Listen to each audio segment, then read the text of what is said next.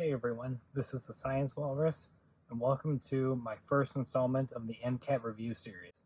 This episode will cover enzyme kinetics. In this video, I'll briefly touch over how enzyme reactions work. I'll have a future video on enzymes themselves that go more in depth, but for this video, I'll just lay out a brief recap so we have a baseline of understanding.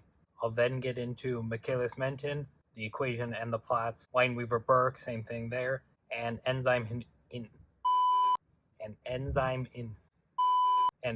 inhibition.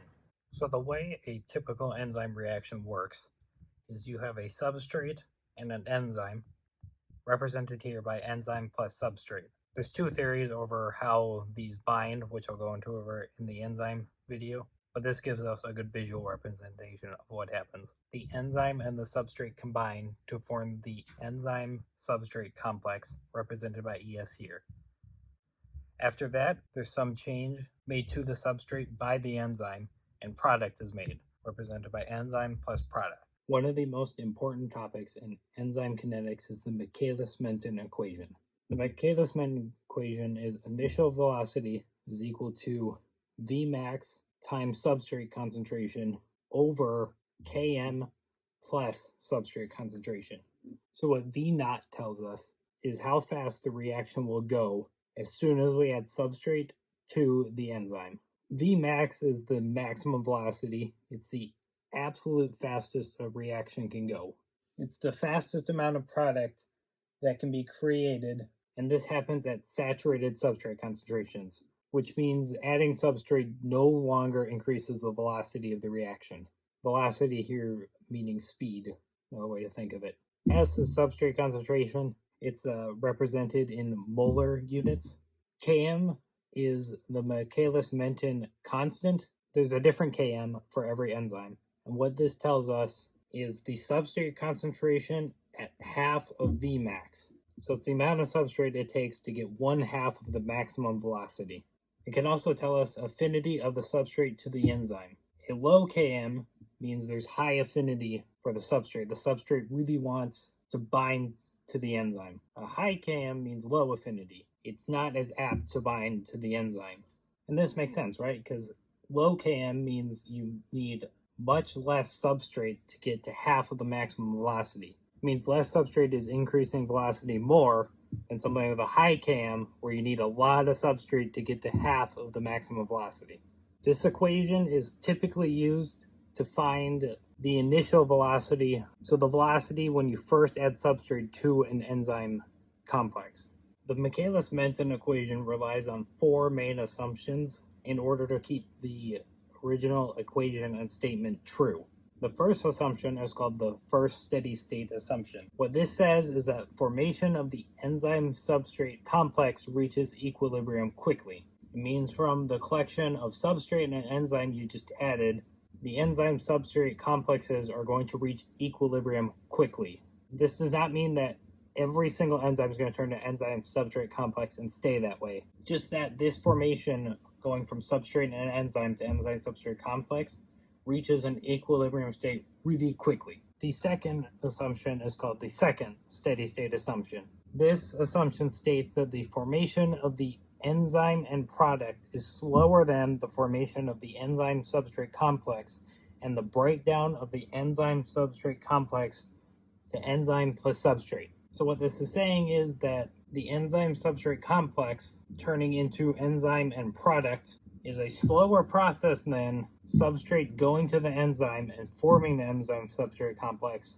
and the enzyme substrate complex breaking back down into enzyme and substrate. And an important distinction here, as you can see, is that just because the substrate binds to an enzyme does not mean it can only turn into product. It can also detach spontaneously and not turn into product at all. So the third assumption, which is not called the third steady state assumption, you've been bamboozled, states that the Michaelis-Menten equation measures initial rates only, meaning before any product is formed. So the Michaelis-Menten equation will only measure the reaction when there's only enzyme and substrate in the mix and not any product at all, which makes sense based on the equation where we have V naught, which is the initial velocity. meaning the very beginning before any product has had a chance to form. That's the velocity we're measuring.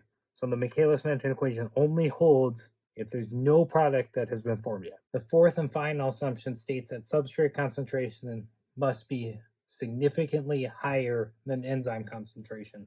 What this essentially means is that the Michaelis-Menten equation is no longer valid if enzymes either have to compete with each other for substrate, or if they have to go essentially searching around for substrate in whatever vesicle you're looking at. In order for the Michaelis-Menten equation to be valid, the enzymes must be able to just grab substrate as soon as they're capable. These assumptions aren't incredibly important to know for the MCAT, but at least have a general idea of what they are and how the Michaelis-Menten equation could become invalid. The Michaelis-Menten equation is often expressed in a graph that looks something like this. You have velocity on the y-axis and substrate concentration on the x-axis.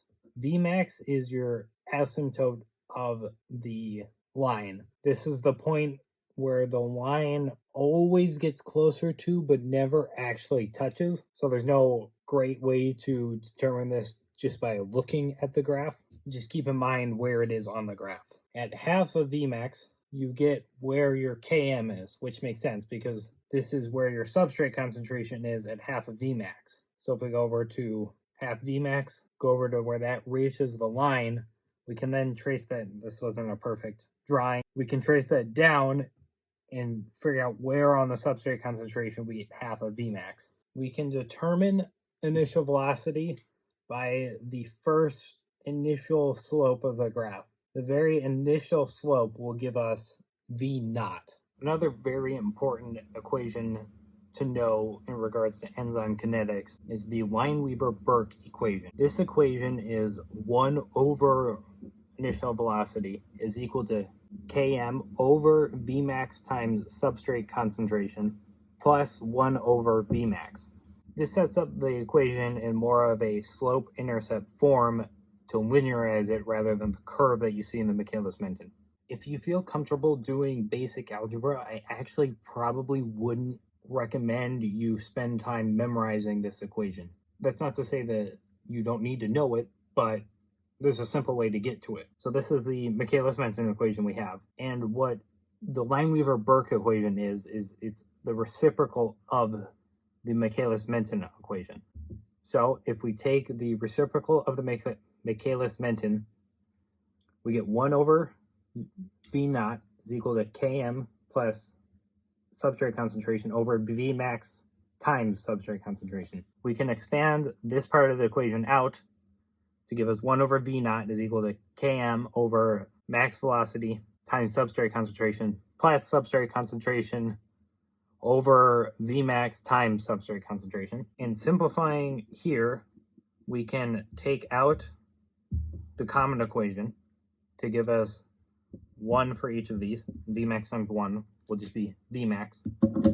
And then it gives us 1 over V naught is equal to Km over Vmax times substrate concentration plus 1 over Vmax, because we took out the common value over here. As you can see, this is the Lineweaver-Burk equation. So rather than just memorizing both equations, you can take the Michaelis-Menten and do the reciprocal real quick and get the Lineweaver-Burk if you need it on the MCAT. You are given scratch paper on the MCAT, so you will have room to work this out on paper. The Lineweaver-Burk equation turns into a graph that looks something like this. You can see it's a much more linear graph, and it's often used because it's easier to see and take information from quickly. The y-intercept right here is 1 over Vmax. This y-intercept here is going to give you the inverse of the Vmax because you're plotting it over 1 over V. Now this part of the graph exists because we can get information from it, but keep in mind these are not real values because the x-axis is 1 over substrate concentration. Going beyond 0 means we're at negative substrate concentration, which doesn't make sense, but it's kept in here because we can get the Km value from it. The x-intercept is negative 1 over Km. So it's the negative inverse of Km. We can get Km from this x-intercept by putting it into this value here. If we know the slope, it's calculated from Km over Vmax. This isn't as important to know for the MCAT, but one of the main limitations of the Lineweaver-Burk plot is it's really hard to get data points close to this y-axis, because in order to get a number like 0.1, we have to use a substrate concentration of 10 molar, which is really high. And this is because it's plotting 1 over s. So if we want 0.1 on the x-axis, we have to do 1 over 10, which gives us 0.1. As we get further and further out, we can decrease the substrate concentration and get us more reasonable numbers. But as we get closer to the y-axis, the substrate concentration has to get increasingly higher, and there's a point where you just simply logistically cannot get any closer in your data ranges. So you'll have a bunch of points plotted out back here, and then you'll have to put a line of best fit that reaches all the way back here, which leads to some inaccuracy. Before we get to inhibitors, I want to briefly touch on Kcat and catalytic efficiency. Kcat is the turnover number, and it measures the amount of substrate converted to product per unit time, usually seconds. The equation for it is Kcat is equal to Vmax over enzyme concentration. Again, this will tell you per second how much product is created. Catalytic efficiency is measured by Kcat over Km. This measures essentially the efficiency of an enzyme, how good at its job it is. So let's think about catalytic efficiency conceptually for a second here. So the equation is Kcat over Km. That means in order to increase catalytic efficiency, we either have to increase Kcat, make that a high number, or decrease Km, make that a low number. Kcat's probably the easiest to understand why. A good or more efficient enzyme is going to convert a lot more substrate to product per second. A bad or less efficient enzyme is going to convert much less substrate to product per second and have a low Kcat, right? So if we want our enzyme to be efficient, we want it to make more substrate into product per time. In the same way, if you want to make a factory more efficient, you want to make more product in the same amount of time. Km is a little bit harder to grasp. Km is the substrate concentration needed to reach half of Vmax, so half of the maximum velocity. An enzyme with low Km needs much less substrate to get to that velocity. An enzyme with high Km needs a lot more substrate to get to that same velocity. So a more efficient enzyme is going to be able to do more with a lot less substrate than a less efficient enzyme, which needs a lot more substrate to do the same amount of work, essentially. Right, and this makes sense, because if we want the most efficient enzyme, we want to be able to put in the least amount of substrate that we can, while also getting the most amount of substrate turned to product per second that we can.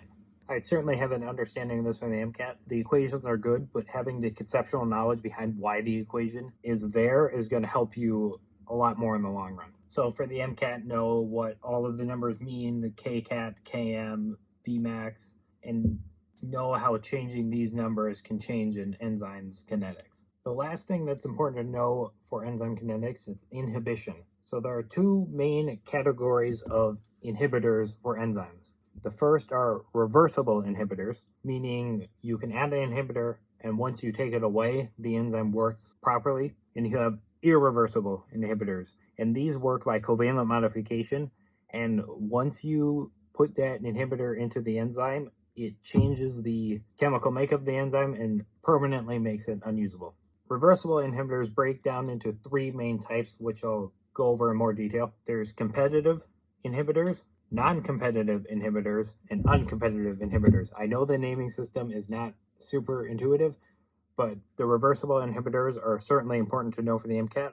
I'd have an idea of what the irreversible inhibitors are, and I'll go over those too, but those likely will not be as important. So before I get into reversible inhibitors, keep in mind that Km is a measure of binding affinity, and a lower Km means an increased binding affinity, so the substrate wants to go to the enzyme, and an increased Km means decreased binding affinity, meaning the substrate is not as able to bind to the enzyme. So a competitive inhibitor directly competes with an enzyme's active site. This does not change the Vmax because the enzyme is just as capable of turning the substrate into product. However, this increases Km because now the enzyme has decreased ability to bind to the substrate. The inhibitor is usually chemically similar to the substrate. So we think of a normal substrate binding to an enzyme. However, this inhibitor can also bind to the enzyme and keep it stuck there because the inhibitor is not going to turn into a product. So the substrate and the inhibitor are constantly competing for enzymes, which is why the enzyme has an increased Km, which decreases the binding affinity. This inhibitor can be combated by simply adding a bunch more substrate, because if you just flood the competitive inhibitor with substrate, there'll be so much substrate that the inhibitor won't be able to outcompete all of the substrate out there. A non-competitive inhibitor will bind to a site other than the active site called the allosteric site of an enzyme. It's also called allosteric inhibition. It's a type of allosteric inhibition. This decreases the Vmax of an enzyme because the enzyme can no longer do its job properly. But this does not change the Km because since it's not competing with the active site of an enzyme, substrate can still readily bind to the enzyme. So if we think of a normal enzyme, it takes in substrate and turns into product. What a non-competitive inhibitor will do is it'll bind to a different site on the enzyme. So the substrate can still bind, it'll bind to this allosteric site, making it so the substrate cannot turn into product. The enzyme can't turn the substrate into product. The reason why this decreases Vmax is the substrate can no longer be converted into product, so there's less product being formed. This does not change the Km because the substrate's still able to bind to the enzyme's active site. Binding affinity hasn't changed. The substrate can though still readily find an enzyme and attach to it like it wants to, it just can't turn into product. An uncompetitive inhibitor will bind to the non-active site and lock a substrate in place. This decreases Vmax and decreases Km. So what happens here is the substrate goes into the enzyme, and it's important to note that uncompetitive inhibitors can only bind to the enzyme substrate complex. They can only bind once this substrate's in place. So once this enzyme substrate complex is formed, they bind to the enzyme and lock the substrate into place so it can't be turned to product and it can't leave either. So this decreases Vmax because the substrate can't be turned to product. This also decreases Km. But Walrus, doesn't that mean binding affinity is higher and catalytic efficiency is therefore higher? Yes, but that's how it'll appear, but it's not quite true. The reason why Km is decreased is because the substrate is stuck to the enzyme. So it makes it seem like the enzyme really wants the substrate and won't let go, meaning it really looks like the substrate has a really high binding affinity for the enzyme because it's stuck there. However, it's stuck there because the inhibitor is there, not because it has that high of a binding affinity for the enzyme. So the decreased Km, which seems good, but in reality, it's not quite like it's a better substrate. It's just the inhibitors making it locked into place, making it seem like this enzyme really wants the substrate and won't let go, but it's being forced to not let go. So let's take the Michaelis-Menten graph with our knowledge of the inhibitors. This dark green line is the normal line. It's the line that we would see with a Michaelis-Menten graph with no inhibitors. This dark green line right here. And I also plotted roughly where half of Vmax is and also where Km is. For the competitive inhibitor, remember that Vmax is unchanged, so the asymptote's the same. It reaches the same height as the normal enzyme graph, and the competitive inhibitor is this light green line here. However, Km is increased. It's a larger number. If we remember, Km is equal to the substrate concentration at half Vmax, which is why if we look at half Vmax, we figure out where this line is, and that's the substrate concentration we need for half that Vmax. Now, if we look at half Vmax, which for normal is the same as competitive, remember they both have the same Vmax, and trace it over, we see the Km value for the competitive inhibitor is much larger. In other words, we need more substrate to reach half of Vmax, which makes sense because with the competitive inhibitor, we have to add in more substrate to counteract the competitive inhibitor and essentially outcompete it.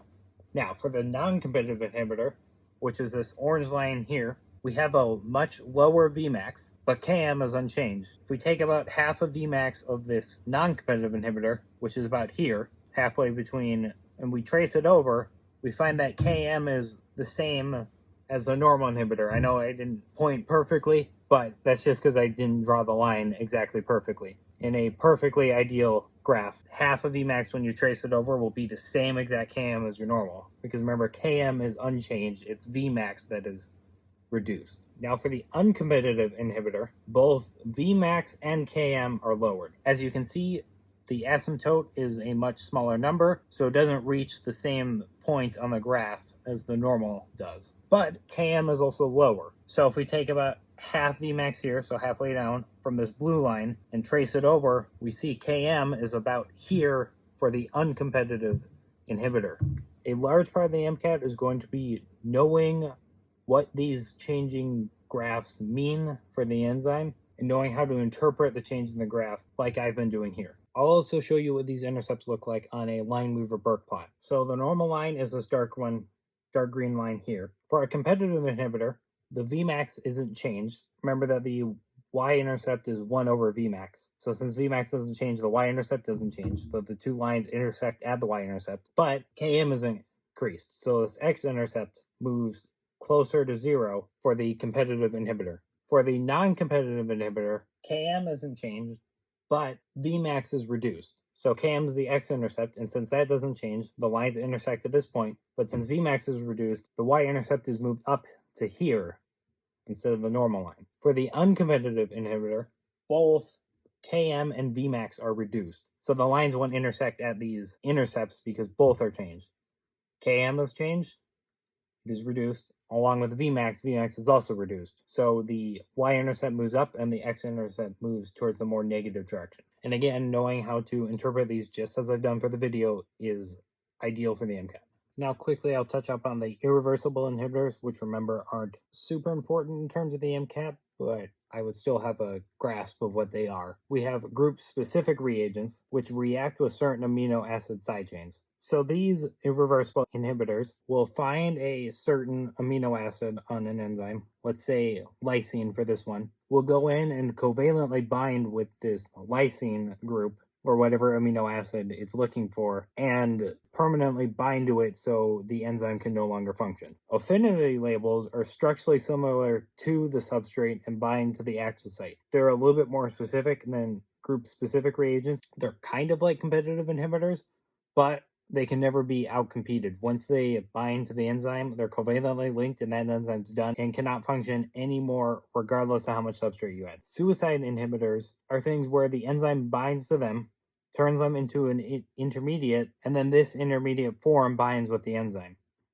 So we have this suicide inhibitor, which finds the enzyme. Real quick, I forgot to add arrows, but the suicide inhibitor binds to the enzyme, which then turns it into a reactive intermediate form, which then binds to the enzyme and takes it out. So that concludes this MCAT review video. I hope it helps you in your studying.